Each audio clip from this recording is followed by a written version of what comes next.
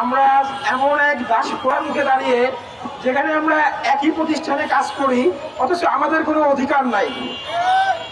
আমরা বছরের পর বছর কাজ করে কখনো স্থায়ী হই না।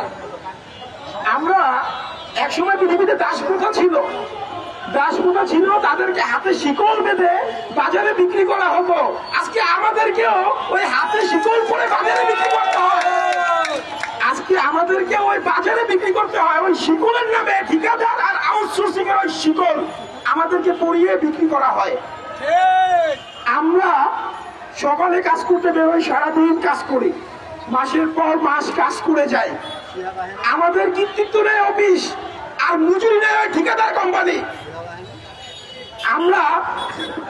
আমরা এমন ভাবে শোষিত হচ্ছি যে পৃথিবীর কোন শ্রমিক আইনে আছে যে একটা মানুষ একদম 365 দিন কাজ করে যাবে, অথচ একটা দিন সে ছুটি পাবে না। একটা দিন সে ছুটি পাবে না, এমন কোন শ্রমিক আইন আছে পৃথিবীতে? আপনারা ঈদে ছুটি পান, অথচ এই শ্রমিক ভাইরা ঈদের ছুটি তো দূরের কথা, ছুটির কথা তাদের চিন্তায় আসে না। আপনারা পরিবারের সাথে ঈদের আনন্দ কাটান, ছুটি কাটান। আমাদের কি মন চায় না যে আমরা আমাদের পরিবারের সাথে ঈদের ছুটিটা কাটাই? আমাদের সন্তান নাই। আপনারা আমাদের যে ঠিকাদার আউটসোর্সিং নামে যে প্রথায় আমাদের দাস প্রথায় যে আপনারা আবদ্ধ করে রাখছেন, আমরা সেই প্রথা মানি না, আমরা এই প্রথা মানব না। আমাদের জীবনের বিনিময় হলেও আমরা এই বাংলাদেশ থেকে ঠিকাদার আর আউটসোর্সিং প্রথা বিলুপ্ত করে ছাড়ব। আমরা আপনাদেরকে বিগত অনেক মাস ধরে বলে আছি, আমাদের কথা কানে যায় না, আমাদের কথা আপনাদের কানে যায় না। আমরা এমন পরিস্থিতি তৈরি করব যে আমাদের এই অধিকার আপনাদের মানতে বাধ্য করব।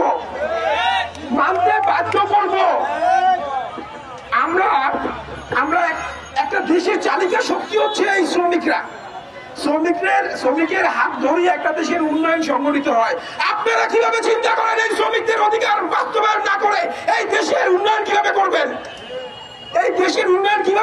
শ্রমিকদের বাদ দিয়ে আমরা সকাল সন্ধ্যা কাজ করি, আমাদের উপরে একটা অমানবিক, একটা নির্যাতিত, একটা দাস প্রথা নামের ওই ঠিকাদার প্রথা চাপিয়ে দেওয়া হয়। আমি বলতে চাই যে একই প্রতিষ্ঠানে আমরা একই কাজ করি, একই সময়, একই পদবি, তাহলে আমরা কেন সম অধিকার পাবো না? আমরা কেন সরকারি সুযোগ সুবিধা পাবো না?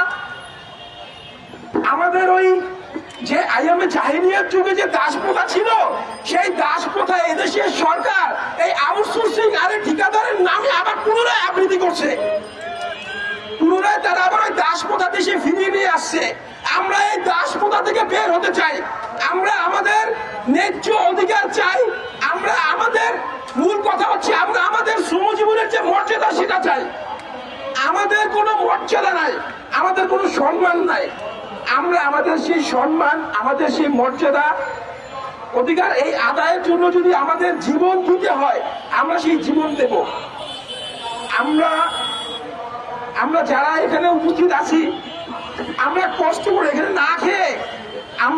না খেয়ে রাস্তায় দিন যাপন করছি, রাত্রি যাপন করছি, অথচ আপনারা আমাদের বিষয় নিয়ে বারবার কথা বলেন, কিন্তু আপনারা কখনো বাস্তবায়ন করেন না।